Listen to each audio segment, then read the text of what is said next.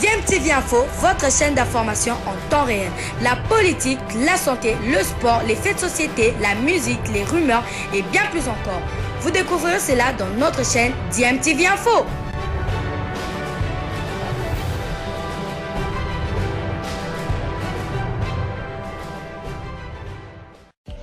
Vous êtes sur DMTV, bonjour ou bonsoir, tout dépend de l'heure à laquelle vous nous suivez. Tout plaisir est pour nous de vous retrouver, mais surtout de savoir que vous êtes nombreux en train de suivre votre chaîne YouTube DMTV. DMTV qui vous propose l'actualité, vous propose également des analyses et des réflexions sur des sujets d'actualité, sur des faits sociaux, tout simplement sur des réalités que nous observons ici chez nous en République démocratique du Congo. Le choc RDC-Maroc a déjà commencé sur la toile et entre les deux fédérations. On tient déjà la première polémique avant même le match qui est prévu ce vendredi au stade des Martyrs de la Pentecôte pour le compte de la Manche Ali. Ce mercredi, la Fédération royale marocaine de football a, dans un courrier envoyé à la Confédération africaine de football, dénoncé les conditions d'accueil des Lions d'Atlas du Maroc qui sont arrivés hier ici à Kinshasa et pas d'absence d'un représentant de la FECOFA, peut-on lire dans cette lettre où elle évoque également un problème des bus qui devaient les amener à l'hôtel qui n'était pas encore disponible, d'où cette décision d'avoir loué un bus qui est tombé en panne. De ce fait, la Fédération royale de football a exhorté la CAF à prendre les dispositions nécessaires et réglementaires pour que de tels actes anti-fair play soient sanctionnés et ne puissent pas se reproduire. La réaction de la FECOFA n'a pas donc tardé. L'instance fêtière du football en RDC a aussi écrit à la CAF, mais avant de parler de cette correspondance, nous allons d'ailleurs écouter le secrétaire général de la FECOFA qui a balayé d'un revers de main les accusations des Marocains. Belge Sitouatala nous donne ici la version de fait.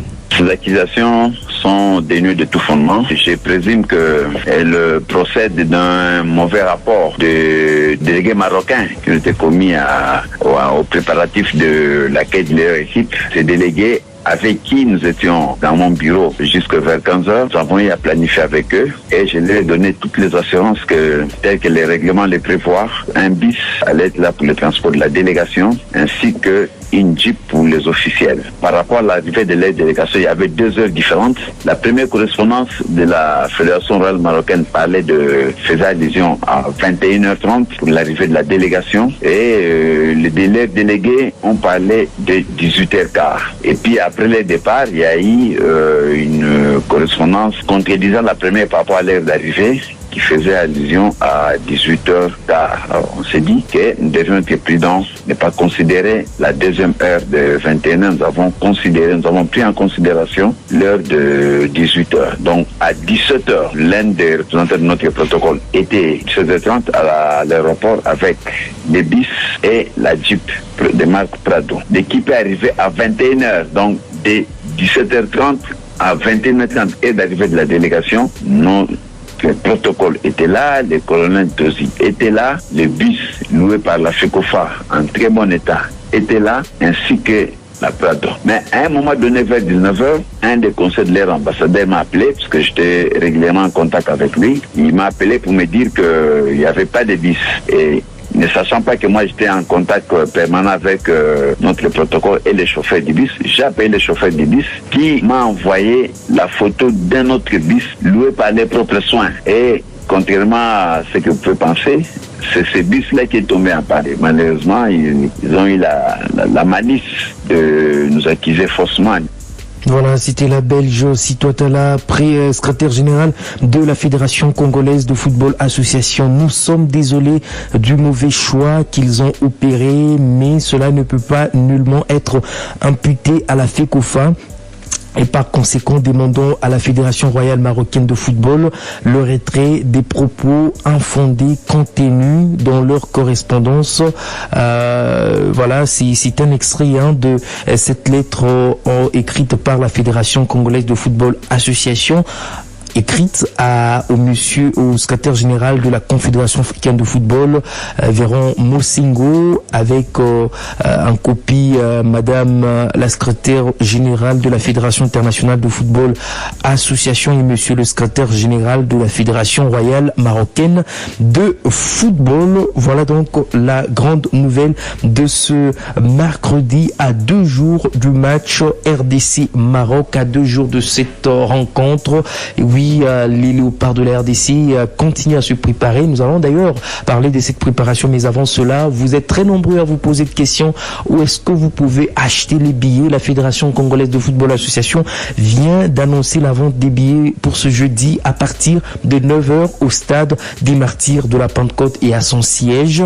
Le prix du billet est donc de 20 000 francs en congolais. Et vous le savez, ça sera pour la toute première fois qu'il y aura l'utilisation de la VAR au stade des Martyrs de la Pentecôte pour une rencontre aussi de la FIFA également, une rencontre des animateurs de la Coupe du Monde, et le secrétaire général de la FECOFA a annoncé déjà la présence de cette équipe VAR qui a déjà installé les matériels sur place au stade des Martyrs. Nous allons encore une fois de plus écouter Belge Sitouatala. L'équipe VAR est déjà arrivée.